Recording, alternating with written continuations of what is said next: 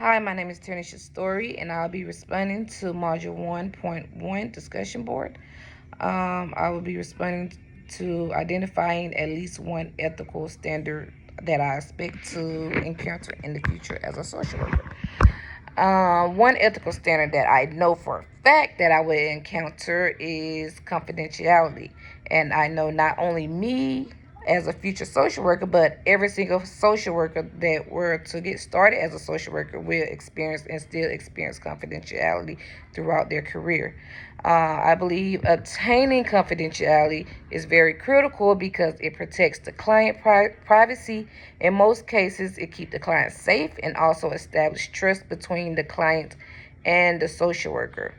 Um, I believe when the wrong information get into the wrong hands, it can cause chaos, such as a lack of support from the client, which will make it harder for the social worker to help and complete their service. Or worse, it can end in a lawsuit due to the HIPAA law, which is a law made to protect clients' medical records. By social workers dealing with a lot of clients with health affiliation, failing to attain the law can end in serious consequences that can put your job and your license in jeopardy as a social worker. Records of each client should be stored away in a safe, confidential environment, I believe. Also, according to our book, Social Worker Documentation, it states that social workers should protect the confidentiality of clients' written and electronic records and other sensitive information.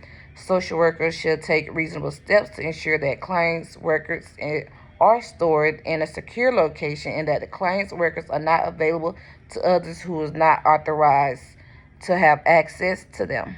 Um, establishing confidentiality between social worker and client has to be acknowledged in the first meets of each other due to being the ethical way.